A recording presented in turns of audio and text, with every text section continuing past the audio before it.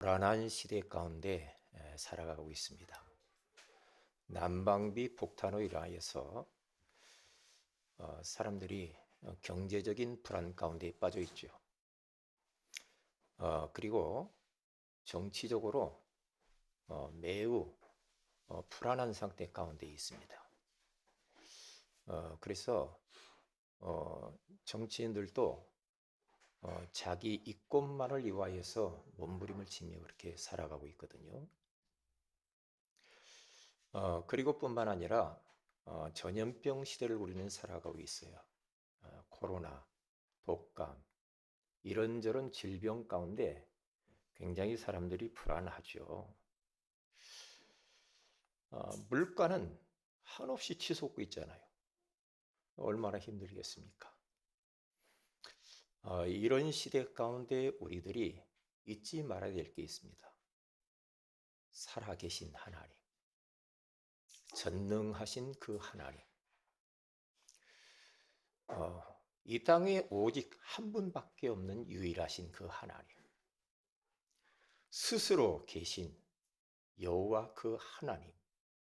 그분이 내 곁에 지금 계시는 하나님이십니다. 이제 그 하나님을 믿는 믿음으로 살지 않으면 우리는 한시도 불안해서 살 수가 없어요. 방송 뉴스만 틀어도 여기저기에서 큰일 났다, 죽겠다, 못 살겠다 지금 난리요. 그러니까 뭐 경기가 한없이 바닥을 쳐가지고요. 너무 어렵잖아요. 이러한 환경 가운데에서 우리들은 오늘 우리 하나님께서 사랑하는 아들아 딸아 걱정하지 마. 내가 네 곁에 함께 있어. 그렇게 말씀하시는 줄로 믿습니다. 오늘 성경 본문을 가서 보면 바울이 믿음의 아들 디모데에게 감옥에서 편지를 써서 보내는 장면이 나와 있습니다. 그러니까 이 바울이 처해 있는 이 현실이 너무나도 불안해요. 왜냐하면 자기를 따랐던 사람들 있잖아요. 그런 사람들이 바울이 어려움 당하고 잡히고 하니까 바울을 떠나고 바울을 버렸다라고 말을 합니다. 그래서 오늘 10절에 가서 보면 10절이요. 대만은 이 세상을 사랑하여 나를 버리고 데살로니가로 갔고 그리스계는 갈라디아로 디도는 달마디아로 갔고 누가만 나와 함께 있느니라. 네가 올 때에 마가를 데리고 오라. 그가 나의 일에 유익하니라. 그렇게 말을 하죠. 그러니까 바울을 버리고 떠나간 사람들을 이야기하고 바울과 끝까지 함께 남아있던 누가에 대해서 또 이야기를 하는 것을 볼 수가 있죠. 그러면서 얼마나 지금 위급한 환경이었느냐 하면은 오늘 14절에 가서 보면은 이렇게 말합니다. 구리 세공업자 알렉산더가 내게 해를 많이 입혔음에 주께서 그 행한 대로 그에게 갚으시리라. 얼마나 바울을 해롭게 했는지 몰라. 너무 힘들게 했어요. 그러니까 주의 종을 힘들게 하는 사람이 있거든요. 전도자를 아주 힘들게 하는 그런 사람들이 있어요.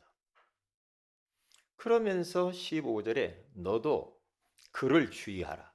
이제 경계하라는 거죠. 그가 우리 말을 심히 대적하였느니라.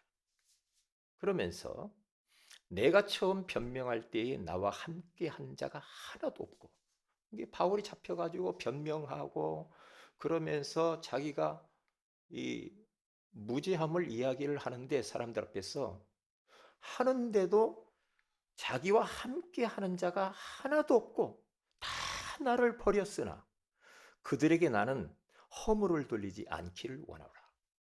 다 떠났대요. 사람이 그러잖아요. 좋을 때는 친구도 가까이 하고 안부도 묻고 그렇게 하잖아요. 그런데 친구가 진짜 어려운 가운데 코너에 몰리고 빠져버리면 모른 척 하는 사람들이 더러 있단 말이죠. 바울 곁에도 바울을 위하여서 죽겠다고 하는 사람들도 위기를 만나니까 바울을 버렸대요. 다 떠났어. 다 떠나. 그런데 이러한 암울한 현실 가운데 바울은 로마 감옥에 깜깜한 감옥 속에 갇혀가지고 이 편지를 쓰는 겁니다. 지금. 그런데 이러한 위험을 사람은 잘 모를 수도 있죠. 그런데 주께서 하셨다고 그래요. 오늘 17절에 그 이야기를 하는 겁니다. 주께서 내 곁에 서서 보세요. 내 곁에. 내가 이러한 암울한 현실 가운데 있었지만은 나를 버리고 다 떠났지만은 그러나 주께서 내 곁에 서서 있다 이 말입니다. 얼마나 중요한 말입니까? 나에게 힘을 주심은 주님이 내 곁에 다 보호막이 되고 배경이 되고 그러면서 내 곁에 딱 서서 힘을 주셨다 이 말이에요. 그렇죠. 오늘 이 시간에 우리 성도들이 힘을 얻으시길 바랍니다. 힘만 얻으면 별로 현실에 이런저런 문제가 있어도 그것을 넘어설 수 있는 그러한 능력이 생기는 줄로 믿습니다.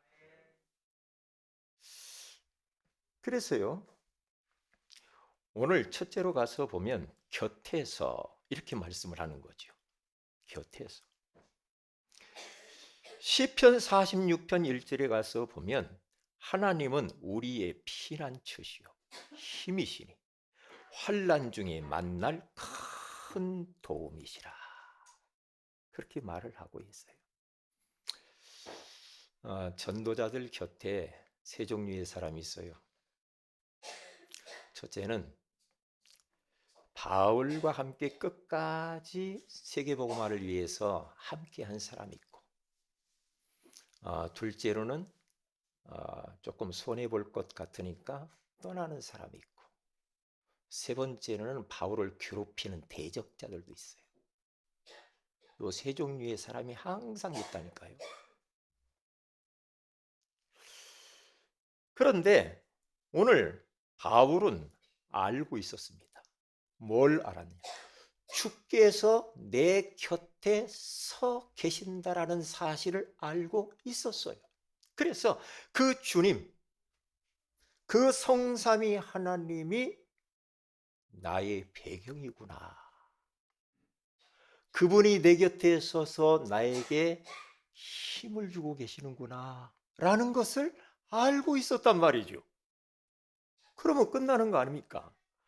그러면 왜 우리 주님께서 바울 곁에 서서 힘을 주십니까? 왜 그랬어요?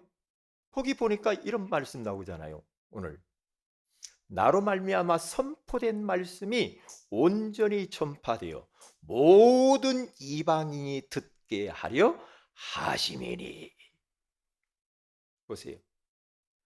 주님이 내 곁에 서서 내 배경이 되고 보호막이 되어진 것은 바울 속에 있는 생명의 복음이 아직도 저 현장 바깥에 듣지 못한 복음을 듣지 못한 이방인들에게 다 증거되기 위하여서 주께서 내 곁에서 함께 하시며 힘을 주신다라고 말씀하는 겁니다.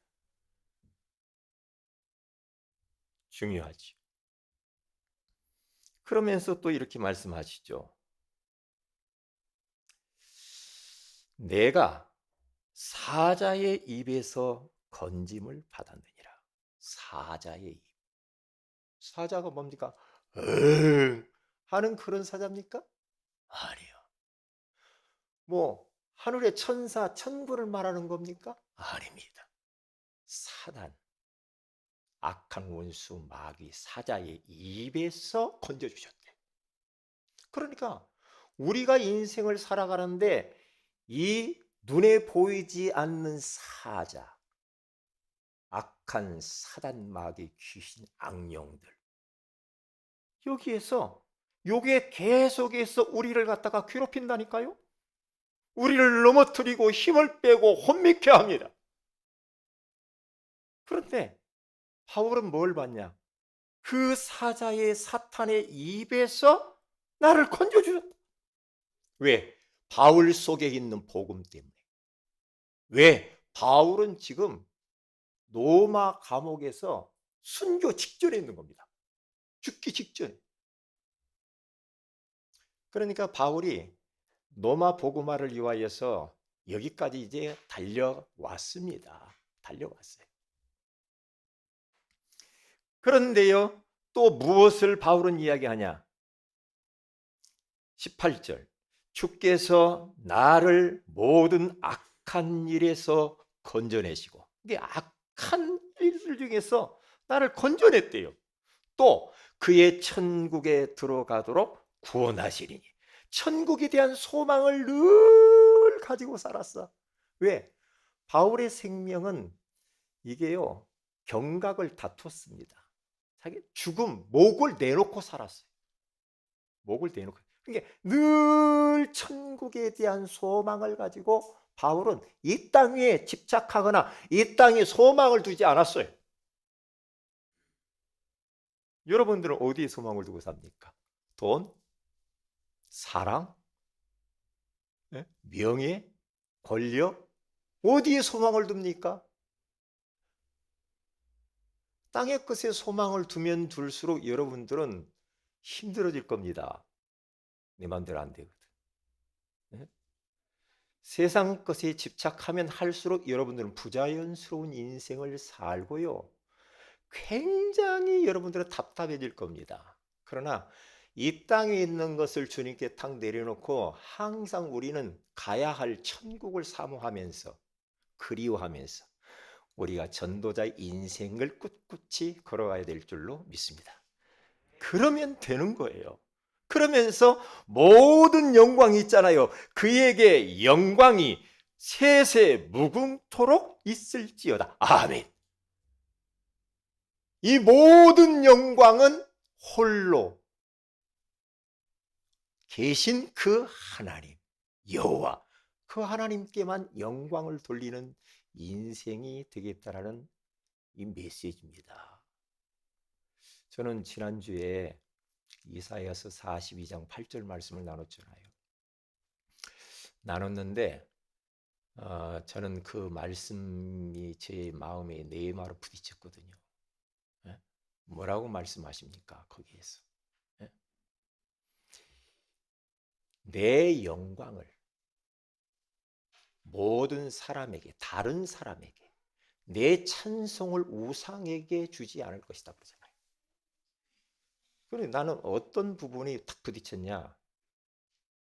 모든 영광은 하나님의 것이라는 겁니다. 내 것이 없어. 그런데 내가 영광을 취하려고 하는 모습들이 저에게 많이 보였단 말이죠. 나쁜 놈이죠. 내가 조금 드러나고 싶고 존재감을 나타내고 싶고 이런 욕구들이 끊임없이 일어나거든요. 이것과 싸워야 되고. 영광은 하나님의 것이라고 하잖아. 그래서 또 회개하고 조금 내가 또 드러나려고 하면 또 회개하고, 그러면서 그 말씀이 나를 장악하면서 나를 치유하고 나를 다듬으시더라고요. 그래 말이야. 그런 사람의 욕구가 그런 게 좀 있나 봐요. 자꾸 정치 한번 맞붙인 사람은 사람들이 박수 소리가 그렇게 좋다고 하잖아요. 그러니까 그것 정치를 놓을 수가 없대. 맛을 봤거든. 박수 맛을 봤거든. 그래요. 그러니까 바울은 나는 날마다 죽는다. 내가 그리스도와 함께 십자가에 못 박혀 죽었나니 그런즉 주님이 내 안에 사신다. 그렇게 말씀하시잖아요. 그래서 오늘 신명기 33장 12절에도 모세라고 하는 사람이 축복 기도를 하는데요, 베냐민에 대하여서 축복 기도를 빌어주는 장면이 나옵니다. 모세가 베냐민에 대하여는 일러스되 여호와의 사랑을 입은 자는 그 곁에, 하나님 곁에 안전히 살리로다. 여호와께서 그를 날이 마치도록, 죽는 날까지 보호하시고 그를 자기 어깨 사이에 있게 하시리로다 그랬어요. 이 보세요. 이러한 베냐민을 향하여서 모세가 축복 기도를 하는데요, 뭐라고 말합니까? 사랑을 입은 베냐민이라, 사랑을 입은 자야 너는. 그러니까 그 곁에, 하나님 곁에 너는 안전히 살 거야. 할렐루야. 우리 성도들은 하나님의 사랑을 입은 자인 줄로 믿습니다. 그렇죠? 하나님 곁에서 여러분들이 안전하고 편안하고 행복하게 여러분의 인생 여정을 살게 될 줄로 믿습니다. 왜냐? 그 하나님이 내 곁에서 나의 힘이 되시니까, 우리의 배경이 되시니까. 그렇죠? 그러면서 뭐라고 말하냐면요, 죽는 날까지 너를 보호하시며, 이게 날이 마치도록, 이 말은 죽는 날까지 너를 보호하시고 그를 자기 어깨 사이에 있게 하시리로다. 베냐민 지파를 하나님 자기 어깨 사이에 있게 하시리로다. 어깨 사이가 어디예요?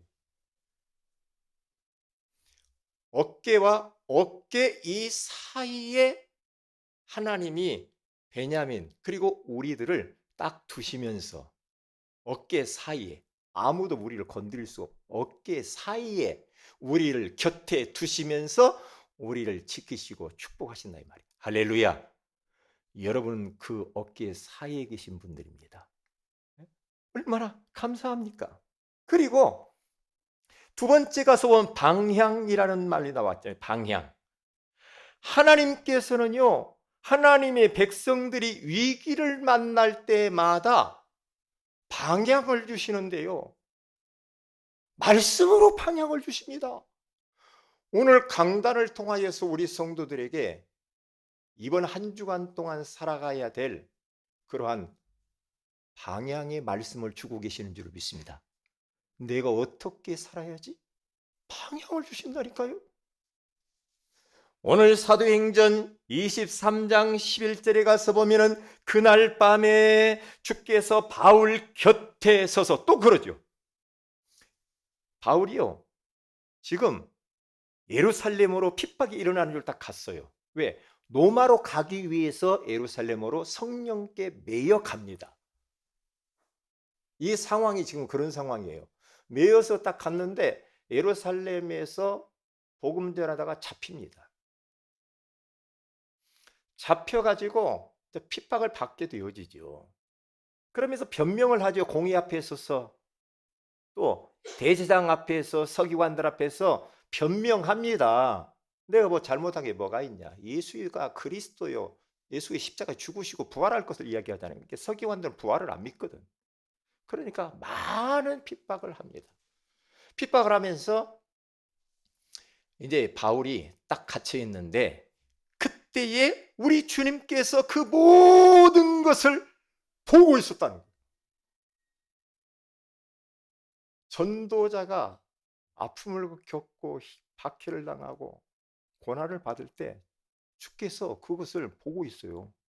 그래서 바울이 너무 힘들고 지쳐가지고 이제 밤에 잠을 딱 자려고 그러는데, 그날 밤에 주께서 바울 곁에 서서 이르시되, 말씀으로 찾아오십니다. 이르시되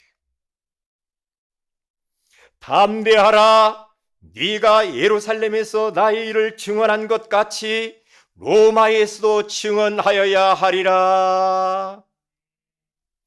바울아, 너 잡혔냐? 걱정하지 마. 담대해. 너는 잡히고 핍박을 당하고 매를 맞고 돌로 맞아도 너는 로마에까지 가서 가이사 앞에 서서 복음 주어야 되고 로마 복음을 해야 돼. 너를 통하여서 하나님이 이루실 그 비전과 목표가 있거든. 그러니까 너는 안 죽어, 이 말이에요. 걱정하지 마. 도래 맞았냐? 안 죽어. 너 핍박 당하냐? 아, 괜찮아, 안 죽어. 왜? 너는 로마에 가야 되는 거야. 로마에 가야 되니까. 굉장히 중요한 말입니다. 여러분, 우리 사랑하는 세은에게 모든 성도들은 세계복음화 해야 됩니다. 왜 아멘도 안 해요? 여러분 가문 복음화 해야 되잖아요. 그렇죠? 여러분의 그 지역 복음화 해야 되지 않습니까? 여러분의 직장 복음화 해야 되지 않습니까? 여러분의 지금 다니고 있는 학교, 캠퍼스, 대학 복음화 해야 되지 않습니까?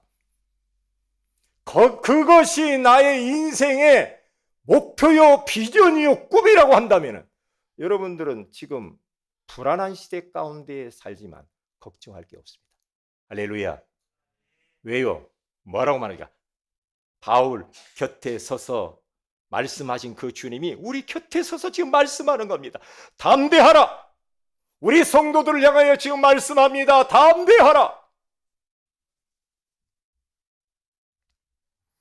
네가 예루살렘에서 나이를 증언한 것 같이 지금 예루살렘에서 증언하잖아요. 한 것 같이 로마에서도 증언하여야 하리라. 괜찮아. 그렇게 말을 하죠. 마가복음 5장 36절에 가서 보면은 지금 회당장의 딸이 죽어버렸어요. 갑자기. 그러니까 사람들이 회당장에게 찾아왔습니다. 찾아와가지고 회당장님 지금 딸이 죽었습니다. 어떻게 하죠? 그런데 회당장 옆에서 말씀 듣고 있었고 예수님이 계셨어요. 예수님이 딱 그 소리를 곁에서 들어요. 아, 이게 중요하죠. 네? 사람들이 와가지고 큰일 났습니다. 딸이 죽었습니다. 어떻게 하죠? 그렇게 애걸복걸하는 것을 예수님께서 회당장 옆에서 들으십니다. 예수께서 그 하는 말을 곁에서 들으시고 회당장에게 이르시되 두려워하지 말고 믿기만 하라. 할렐루야. 우리 믿음으로 살아야 됩니다. 내 곁에서 나의 배경이 되고 나에게 힘이 되고 나의 인생의 방향을 말씀을 통해서 제시해 주시는 그 하나님을 믿기만 하시면 되는 줄로 믿습니다. 그럼 끝나죠. 끝나죠. 지금 우리 주님께서 여러분 곁에 서서요, 회당장의 딸이 죽은 그 사건, 그 어려움을 들으신 것처럼 우리 성도들의 상황과 문제와 모든 것들을 지금 다 곁에서 들으시고 계시는 줄로 믿습니다.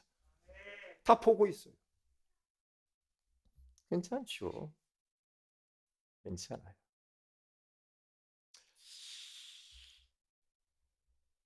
찬송가 401장에 가서 보면은 주의 곁에 있을 때 마음이 든든하오니 주여 내가 살 동안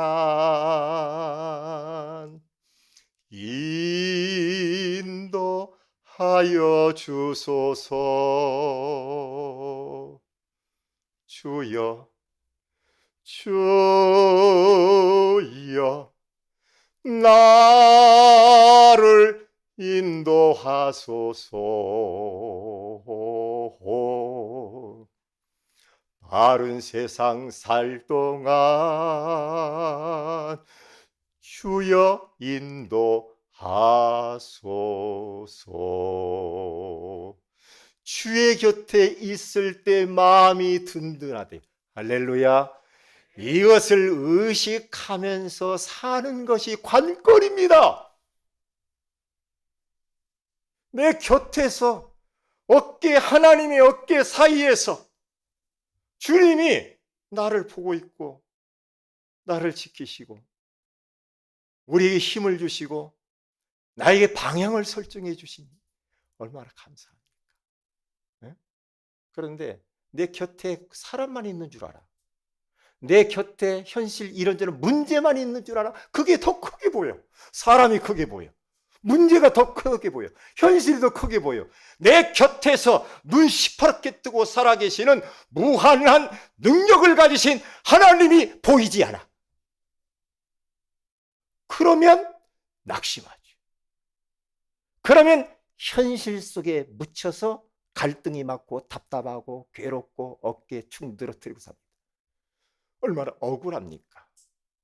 억울하잖아요. 바울이 감옥 안에서 말을 하는 겁니다. 얼마나 위험한 환경입니까? 감옥 안에서 말을 합니다. 주께서 내 곁에 서서 힘을 주신다고. 할렐루야. 그걸 알았기 때문에 바울이 주어진 현실을 이겼지, 그렇지 않으면 바울도 못 이깁니다. 그렇잖아요. 저는 순교하시는 분들을 좀 묵상을 하는데, 저 사람들 말이야, 고난당하고 저렇게 매를 맞고 그러면서 어떻게 순교를 할까 묵상을 해보니까 이 바울이 로마 감옥에 순교해요. 나중에 못 나옵니다. 순교를 해버립니다. 오늘 성경 본문이 마지막 편지예요. 순교해버리죠. 그런데 어떻게 그렇게 순교할까 봤더니요, 주께서 곁에 있음을 알고 있었어요. 그리고 곁에서 그 주님이 그 전도자를 붙들고 힘을 주셨기 때문에 순교 죽음이 전혀 두렵지 않고 천국의 소망을 가지고 살으니까. 그래서 저렇게 순교할 수도 있겠구나, 그런 생각이 들게 되더라고요. 우리 사랑하는 세은의 가족 여러분, 오늘 제목만 딱 붙들어도 됩니다. 곁에 계시는 하나님. 곁에, 내 곁에, 옆에, 내 곁에.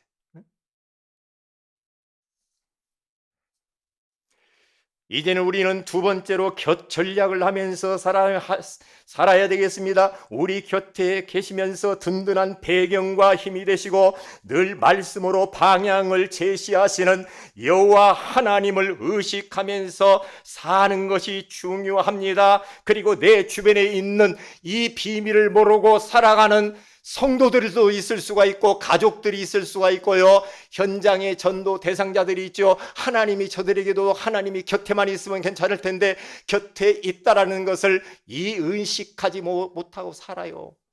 그런 사람들 곁에 다가가서 하나님을 곁에 모시고 살도록 우리가 곁 전략을 쓰면서 살아야 된다는 겁니다. 곁에 있어줘야 돼. 곁에. 응?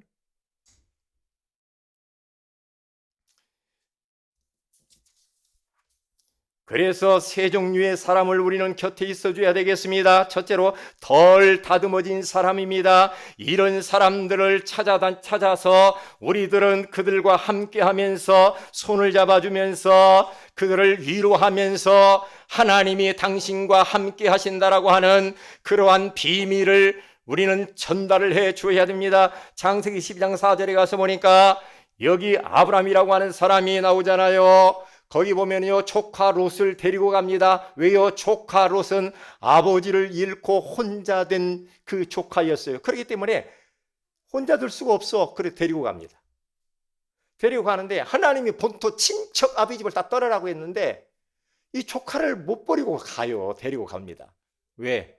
곁에 두고 싶은 거야.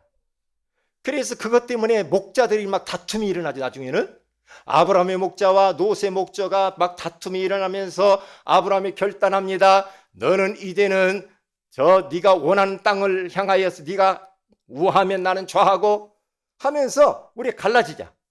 그러니까 갈라 보내요. 그래서 소돔 땅을 갖다가 롯은 선정을 하죠. 택하죠. 물이 넉넉하고 너무 풍요롭고 좋아. 그걸 택해요.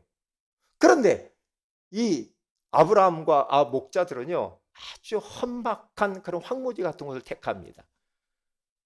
그런데요, 나중에 롯이 또 잡혀요. 잡혀서 포로가 됩니다.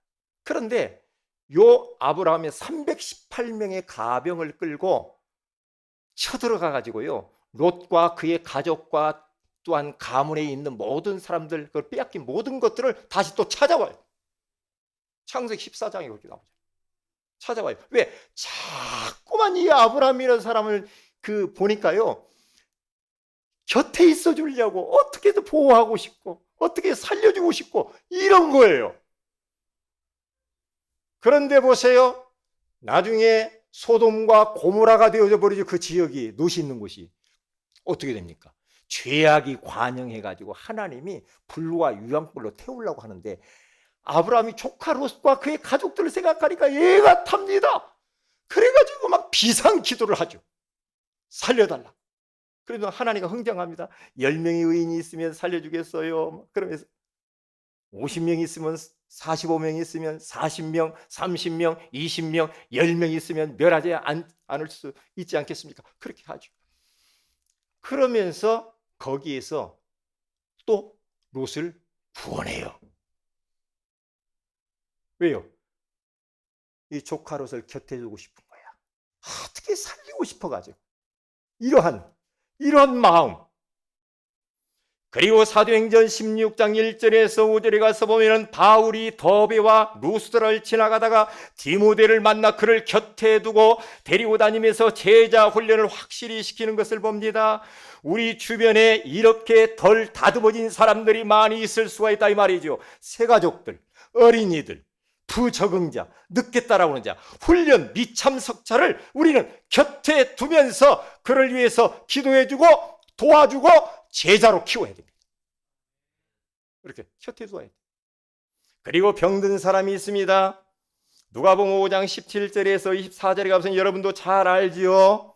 예수님께서 막 병자들을 막 치유하고 하는데 어느 집에 가서 이제 막 집회를 열은 거예요. 그런데 4명의 그 친구들이 중풍병자 자기 친구를 갖다가 침상집에 가지고 그 예수님 데리고 가려고 하잖아요. 왜? 어떻게 했든지 이 중풍병 내 친구를 좀 살리고 싶어.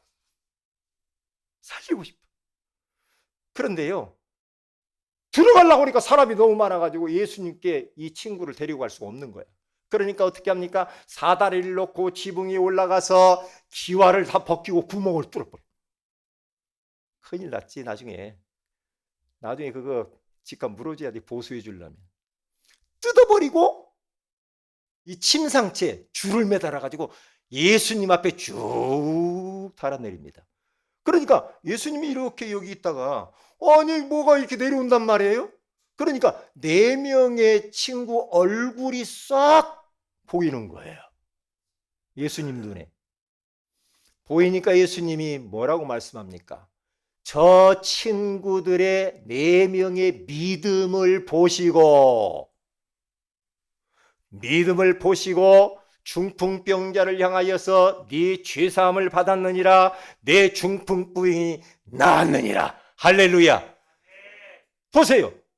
얼마나 우리 주변에 병든 사람들이 많습니까? 영적으로 정신적으로 힘든 사람들이 얼마나 많아요. 그리고 육신적으로 아픈 사람들, 외로운 사람들, 곁에 있어 줘야 할 사람들이 많이 있다 이 말이죠. 이런 사람들을 살려줘야 됩니다. 마태복음 8장 14절에서 15절에 가서 보니까 예수님께서 베드로의 장모가 10병으로 알아누웠을 때 우리 예수님이 그 집을 신방을 하죠. 신방을 해서 그 장모님의 10병 걸린 그 장모님의 손을 딱 잡으시면서 10병을 치유하시죠. 치유하시죠. 이게 곁전략입니다. 이번에 우리 시찰에 그 윤동만 목사님이 담도암 수술 때문에 저기 그 아산병원 있죠. 아산병원에 담도암 수술을 받았는데 우리 시찰 안에 어느 목사님이요. 그 소식을 듣고 어떻게 하면 이 목사님을 돕고 싶었던가 봐. 돕고 싶어가지고 이 목사님 가지고 있는 이 봉고차가 침대 봉고차가 있어요. 침대 봉고차를 가지고 이제 서울 그 아산병원으로 태워다 가지고 가서 입원을 시켰는데 이게 수술을 하면 아직 모르는 거예요. 왜? 티오가 없어. 그래가지고 또 이제 막 수소문 해가지고 아는 사람 해가지고 해서 수술을 빨리 받겠단 말이지. 가서 입원해 있는데 아니 우리 윤 목사님이 코로나 걸려서 오겠어. 수술 받기도 전에. 부인도 사모님도 코로나 걸렸단 말이에요. 얼마나 힘들겠어요. 그러니까 우리 윤 목사님 혼자 있는 거예요. 덜렁 위에. 사모님이 코로나 걸려고 집에 있고 윤두만 목사님이 나가라고 그러는 게 병원에서 코로나니까. 그러니까 전화가 와가지고 또 우리 그 유원민 목사님을 또 한번 와달라고 해가지고 또 그 봉고차를 몰고 또 갔다고 하지 않습니까? 갔는데 윤동만 목사님이 예? 이게 그 있잖아요. 호수를 2개나 끼워가지고 호수를 달고 그 차디찬 그 바닥 밑에 내려와가지고 누가 짐 들어줄 사람도 없고 막 짐 같은 거 꺼집어내가지고 이 들고 있더래. 오줌 줄기하고 담도함에서 나오는 뭐 그 뭐 하고 2개를 이렇게 들고 있더래. 야, 얼굴은 황달이 들어가지고 배는 나오고 가슴 아프더라고. 그 이야기 듣니 눈물 나왔다니까 지난주에. 시차를 때 그걸 보고 하는데 눈물 나오더라고. 예? 근데 그 목사님이 아무도 할 수가 없어. 택시를 타고 올라도 택시를 못 타. 코로나라.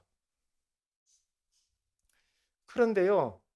근데 이 목사님이 이제 위험을 모르쓰고 그분을 이제 모시러 간 거죠. 갔는데 아이 코로나지. 예? 이 링거 2개를 이렇게 달고 있지. 그런데 딱 차를 태워서 오는데 코로나 걸린 사람이 자기도 태운다는 게 불안하지. 그러니까 막 호수에서 막 질질질 새더랍니다. 새요. 그래 참 나 그 이야기를 들으면서 너무나 가슴이 아픈 거 있죠. 아, 참. 그래. 그래도 우리 옆에 저렇게 응? 곁에서 도우려고 하는 목사님이 있었구나. 그렇게 생각하면서 너무나 감사했어요. 감사했어요. 그렇죠. 살다 보면 우리가 이런저런 일이 얼마나 많아요. 다른 사람의 도움을 필요로 할 때가 얼마나 많냐고. 그럴 때 옆에 누가 곁에 있어주면서 조금만 기도해주고 힘을 주고 도와줘도 굉장히 그 사람이 살아나잖아요. 살아나잖아요. 그런데 이제 이분은 다시 또 이제 왔다가 코로나 끝나고 또 갔어. 가가지고 이제 수술을 9시간을 배를 열어놓고 하는데요. 이야, 중환자실에서 한 2주 안 나오시는 거예요. 중환자실에서 안 나오는데요. 굉장히 위험했어요. 위험했어요. 근데 일반 병실로 올라오셨다고 그러더라고요. 이제 오르셨면서 참 감사하다. 감사하다.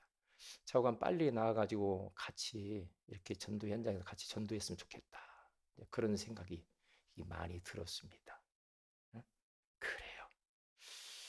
같이 우리는 옆에 곁에 있어줘야 됩니다. 제자들 있죠. 예수님께서도 마태복음 4장 18절에 25절, 마가복음 3장 13절에 15절에 가서 보니까 어부 출신들, 그렇죠, 부족한 자들, 무식한 사람들을 곁에 두면서 데리고 다닙니다. 3년 6개월 동안이나 데리고 다니면서 현장을 보여주고 그러면서 곁전력을 쓰면서 제자로 딱 세워요.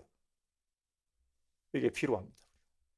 그냥 제자가 되는 건 아니더만 옆에서 그만큼 헌신하고 희생하는 사람들의 수고가 필요합니다. 수고가 필요해요.